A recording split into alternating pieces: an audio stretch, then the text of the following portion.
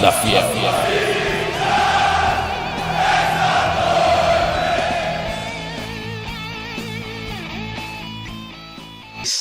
Boa noite a todos, tá começando mais um podcast da Fiel. Quero falar aí, dar uma boas-vindas aí para nossa mesa. Boa noite aí, Pablo.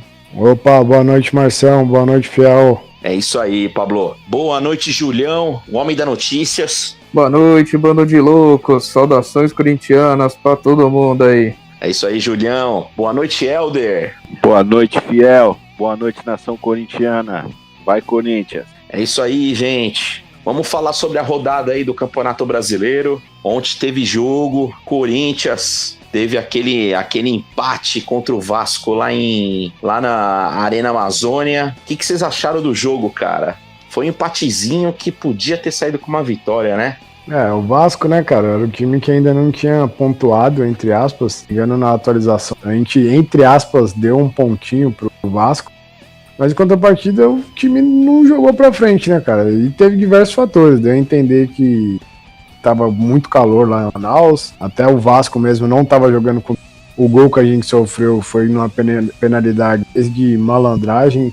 Então, assim, eu acho que foi um jogo até bom, apesar de ter sido o Vasco, que sabe que acaba brigando ali sempre na segunda metade da tabela do Brasileirão, mas foi um empate fora. Quando virar o turno e a gente jogar aqui em Itaquera contra os caras, eles estiverem lá embaixo e a gente vencer, será os 500. Tipo, de 6 pontos a gente ganhou 4. Eu penso sempre assim. E se fosse um time maior, um Flamengo, Grêmio, um Cruzeiro, fora de casa, eu acho que todo mundo teria falado, não, bom resultado. Sempre tem a premissa, independente do adversário, um pontinho fora de casa, dava pra ter ganhado? Dava, porque a gente começou ganhando. Mas se não veio a vitória, pelo menos não perdeu, então tá valendo. Agora é fazer um dever de casa mais difícil na próxima rodada, que vai ser contra o Grêmio aqui, que é muito mais difícil do que o Vasco. Mas não é nada impossível da gente ganhar em casa. E o Grêmio vem engasgado aí com uma derrota hoje. Acabou de ser derrotado pelo Fluminense de virada 5-4 em casa. Então, quer dizer, os caras vêm mordido, né? Eles vêm mordido e a gente tem que fazer um bom resultado. Porque a gente já sabe, a gente já viu aí outros campeonatos brasileiros, quando o pilotão de cima começa já a abrir muitos pontos, é difícil de pegar, né? E então a gente tem que fazer um resultado bom contra o Grêmio. O que você acha, Julião? O que você acha aí desse jogo aí que nós vamos ter aí contra o Grêmio, o jogo de ontem, empatezinho? Alô, Júlio, tá ouvindo? O Júlio caiu, hein? Ele deve ter caído. E aí, Helder, o que você achou aí do jogo, cara? Jogo de ontem, jogo complicado, mas nós estávamos com o time reserva e agora nós temos que pegar esse resultado aí contra o Grêmio, né? Eu achei que o Corinthians poderia ter aproveitado melhor a oportunidade de ontem, viu, Marcelo?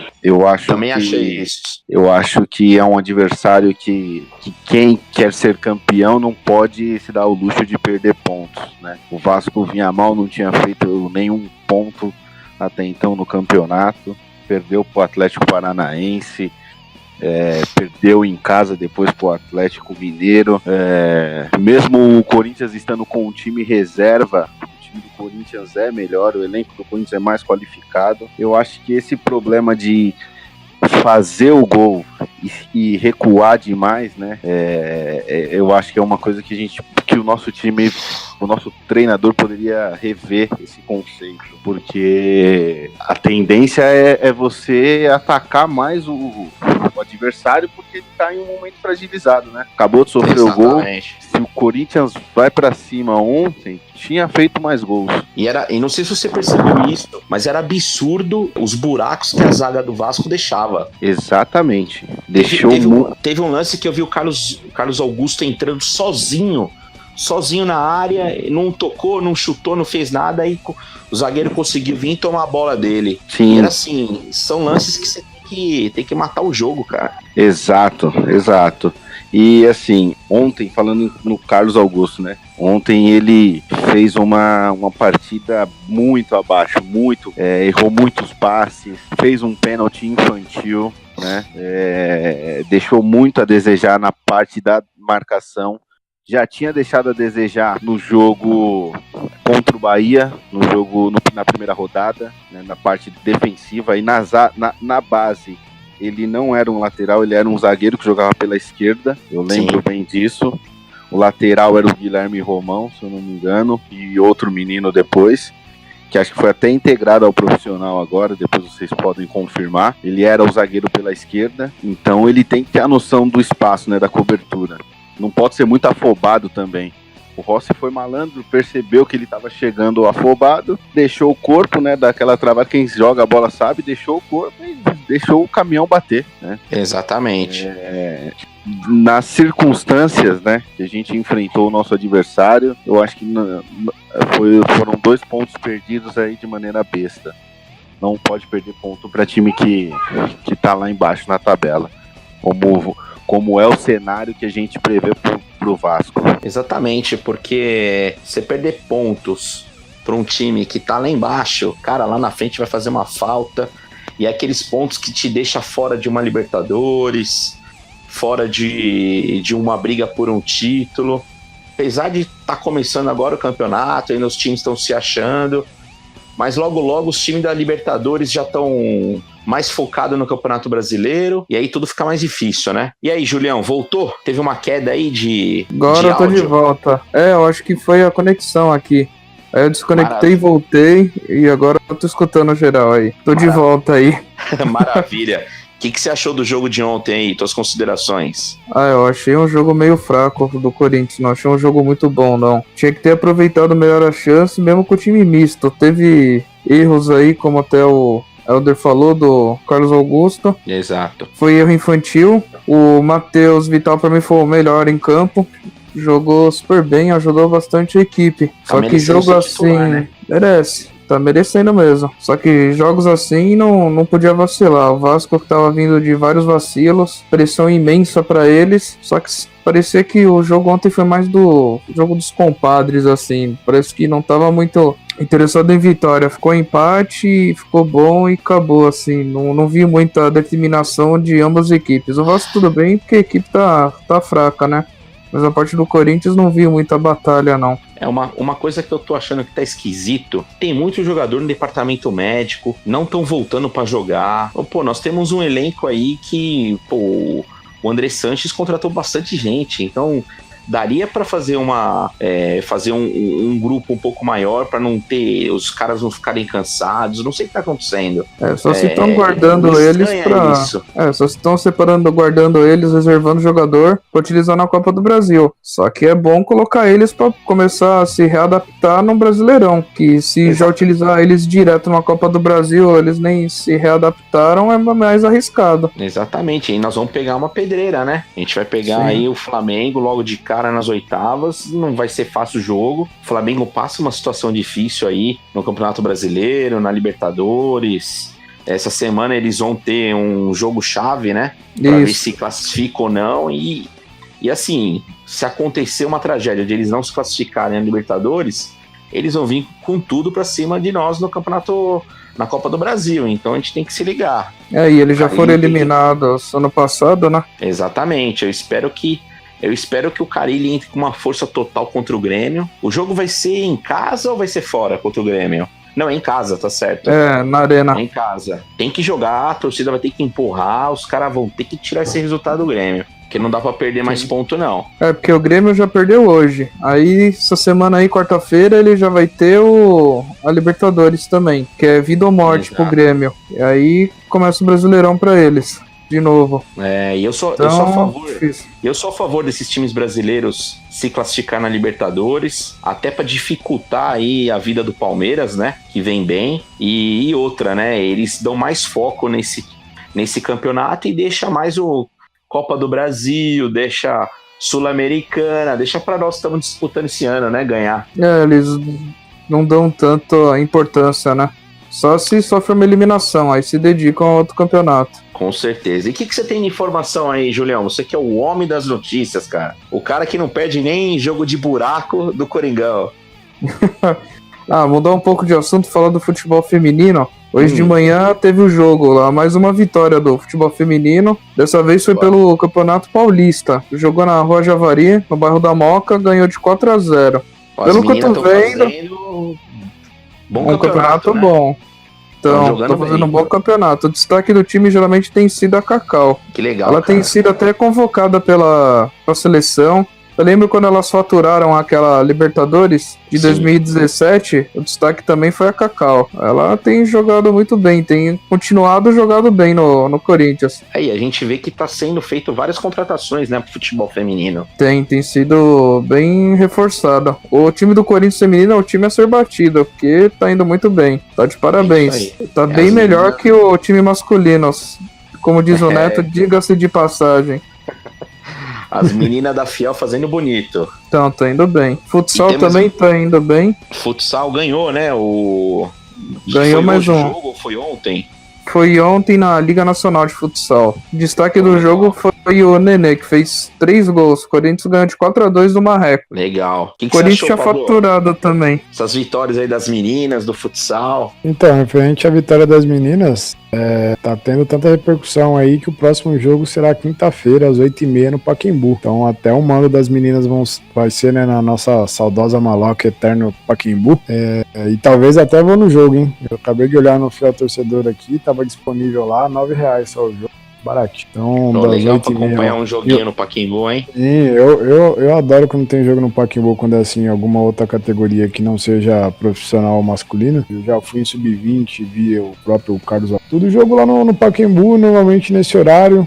Teve jogo também na Arena Corinthians, se não me engano, foi em 2017, 2018, não lembro, que a gente acabou perdendo, né, contra o Botafogo. E também abriu no Fiel Torcedor pra apoio lá pra molecada. E é bom por causa disso, cara. Você vê, tipo, uma molecada que, né, no caso, os Augusto, Pedrinho, que agora estão jogando no pau. Na época ninguém nem conhecia os caras, então eu acho legal por causa disso. E para as meninas é mais para fortalecer mesmo, né, a categoria, porque o futebol tem tanto apelo assim como o masculino, tem muito cara que acha que não tem a mesma qualidade técnica ali, né? Eu mesmo já fui jogo da seleção também, já via mal vivo, e meu, a parte é realmente iniciada. É outro nível. Ele tem um jeito de bater na bola, de conduzir. A Cacau mesmo, que o Julião comentou também, tá se desenvolvendo na mesma pegada que a Marta. Se o Coringão não conseguir segurar a menina, daqui a pouco os Estados Unidos aí, o lado da Europa mesmo, e acaba levando. Acho que a gente tem que apoiar, lógico. E apoiar só uma... Não, e mudando um pouco de assunto, Pablo,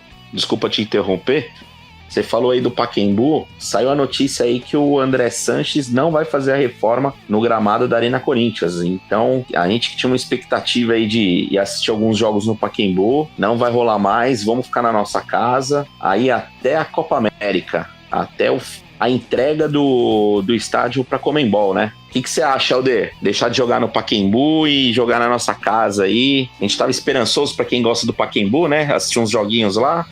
Eu acho que ele deveria aí preservar o gramado da arena. Já foi uma arma para nossa equipe em outros tempos. Esse ano realmente o gramado não está em boas condições, ou nas condições que ele já esteve em outros tempos, né? Isso ajuda o adversário, que não precisa se preocupar, o zagueiro não precisa se preocupar em jogar com trava tão alta, que o campo não vai estar escorregadio, a bola não vai rolar tão perfeitamente, porque o campo vai estar meio seco, cheio de areia, vai segurar mais. Então eu acho que o Andrés deveria repensar nisso daí e colocar assim a equipe para jogar no Pacaembu e reformar o gramado da arena. Porque logo em seguida vai ter a Copa América, mas logo em seguida já tem jogos da Sul-Americana, tem Copa do Brasil, tem Brasileirão e, eu também faria isso, eu reformaria o gramado pra gente entregar bem pra Conmebol e depois ter uma condição de um gramado bom, né? E você, Julião, mais alguma informação aí? Alguma notícia aí de contratação? Tô sabendo de alguma coisa aí, manda aí. Só dando continuidade em relação à reforma do gramado, não é só a reforma do gramado, eu acho que em si outras partes lá da arena, o André Sanches podia contratar uma empresa para fazer um retoque geral, que tem lugares que você vai, as cadeiras já estão começando a ficar sujas, os locais lá, alguns lugares lá já tá ficando um pouco sujo, fora do estádio mesmo, não digo pastilha, mas nas paredes da arena também já estão ficando meio manchados, pode ser por chuva, por alguma coisa, mas eu acho que o André vai contratar uma empresa para fazer um reparo geral lá na arena, principalmente no gramado, mas em outras partes lá também. Agora então, em questão de... pode falar, Marcelo. Julião, a Conmebol, ela vai fazer isso, viu? Isso daí eu já tenho essa informação. Foi questionado isso daí, a sujeira, principalmente lá fora, onde fica aquela... Não do lado do telão, o outro lado, onde que é meio... Parece uma rede. Oeste. Isso, no setor oeste. Então, lá tá bem sujo. E já foi falado que o Corinthians não ia gastar com isso, porque a Conmebol, na hora que pegar o estádio, vai fazer toda essa limpeza... eles vão adesivar o estádio Copa América, então o Corinthians ele não ia gastar dinheiro com isso agora. Pelo menos uma coisa boa da Conmebol, né? Exatamente, pelo menos isso, né? Agora voltando à pauta... pode falar, Pava. Então eles vão fazer mais ou menos igual a FIFA fez. Lembra que a e tal, só que pro relatório lá que a FIFA pediu na época da Copa, era o suficiente para ter, né, o evento. Tô que depois da Copa, mais alguns de mármore aí colocaram.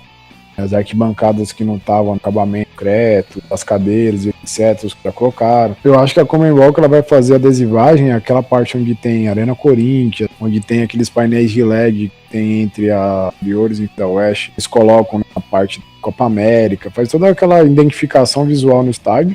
Se eu não me engano, Sim. A única parte que não tinha, né, e talvez agora os caras podem entrar numa discussão, são aquelas bandeiras que tem tanto na leste quanto na oeste superior, que tem a bandeira do Corinthians, né, tipo, no fundo. Eu não sei se vai querer tirar ou não vai. Eu lembro que na Olimpíada não tiraram. E teve muita gente que, tipo, óbvio, né, os antes que foram lá assistir falaram que deveria ter tirado. Eu mandei logo desculpa o palavrão, mas foda-se, a casa é nossa e deixa a bandeira do Timão lá. É isso aí.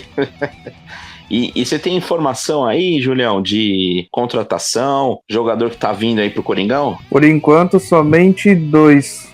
O Everaldo do Fluminense e o Matheus Jesus do Oeste. Deixa eu só confirmar se é isso mesmo o nome dele. Esse mesmo, o Matheus Jesus também. O Matheus Jesus tem um acordo por 3 temporadas. Já o Everaldo fechou por 4 temporadas. Esse Everaldo ele vem aí pra, acredito eu, pra ficar numa função estilo Romero, né? Sim, com certeza, pra ajudar bem no estilo do Romero. Que o Romero é um que participa dos treinos, mas infelizmente não tá sendo utilizado aí no Corinthians. Como o Helder já até antecipou, por questões de problemas da empresa mesmo que gerencia o Romero.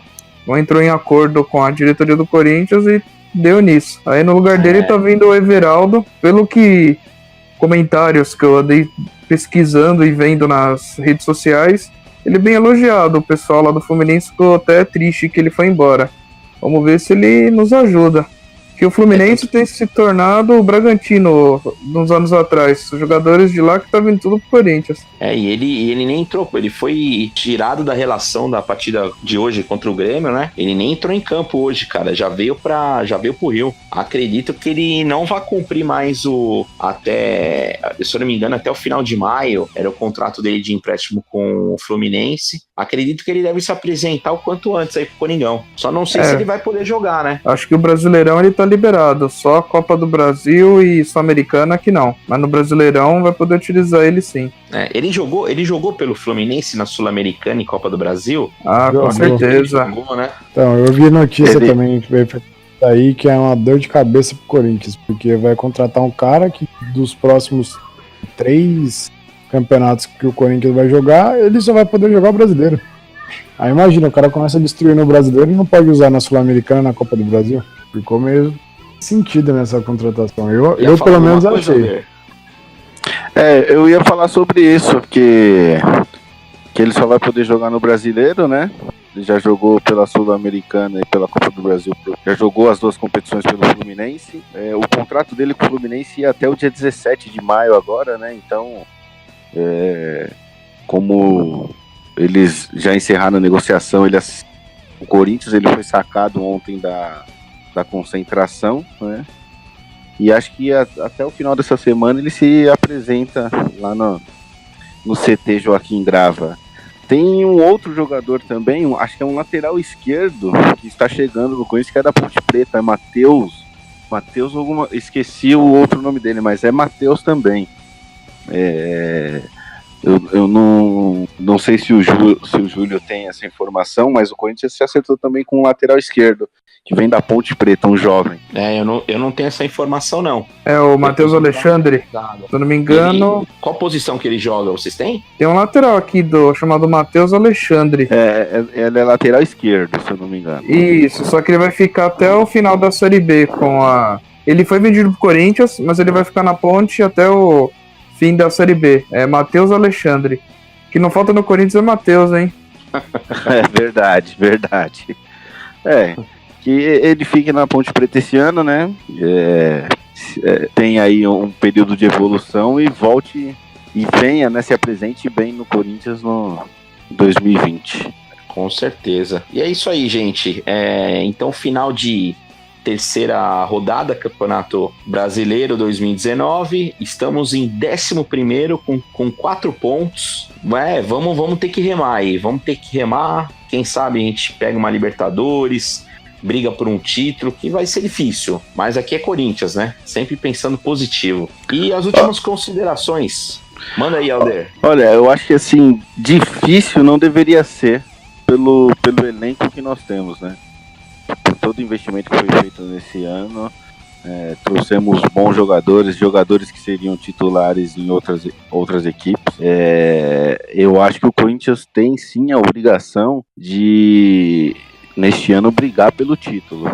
Tem a obrigação de brigar lá em cima do início ao fim. Claro que é um campeonato muito difícil, tem outras equipes também qualificadas, mas eu não vejo a gente abaixo dessas equipes, assim, em elenco, em posições, jogador por jogador. Eu vejo o nosso time muito bem. Poucas equipes no Brasil, acho que nenhuma equipe no Brasil, ou uma só, tem um goleiro igual ao nosso, que eu acho que pode ser o Fábio do Cruzeiro. Nenhuma equipe do Brasil tem um lateral direito como o nosso. O nosso lateral direito, ele é disparado o melhor do Brasil. Disparado. Não é que ele é o melhor, não. Ele é disparado o melhor lateral direito do país. Temos um primeiro volante, que é o Ralf. Também seria titular em qualquer equipe do país.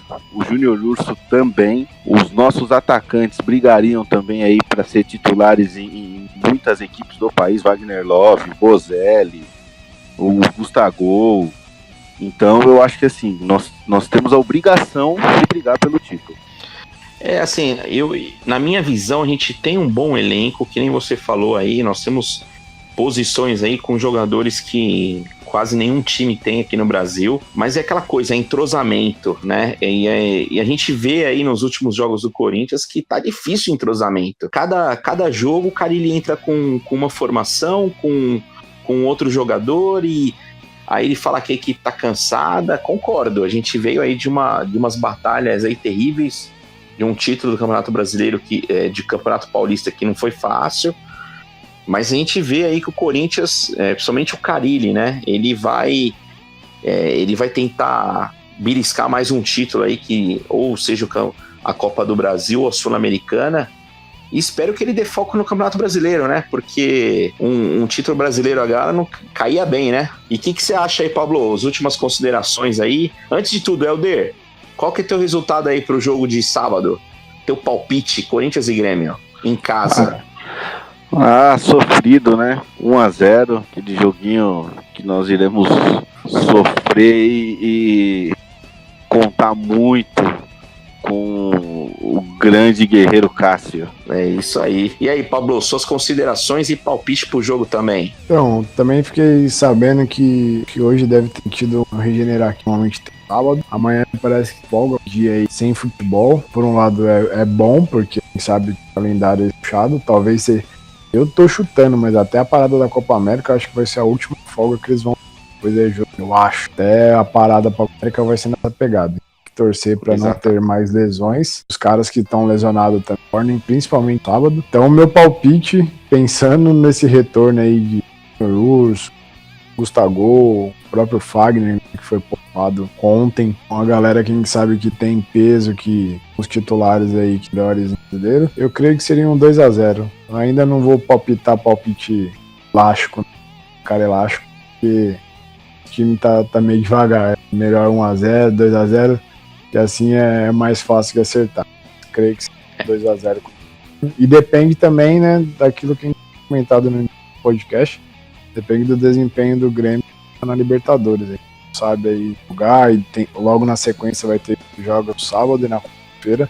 A gente já pega o Flamengo, e eles, eu não lembro quem que eles pegaram na Copa do Brasil, mas eu sei que eles... Não, mas é isso aí. E você, Julião, o que você manda aí? Suas definições aí pro jogo do próximo jogo aí, Corinthians e Grêmio em casa.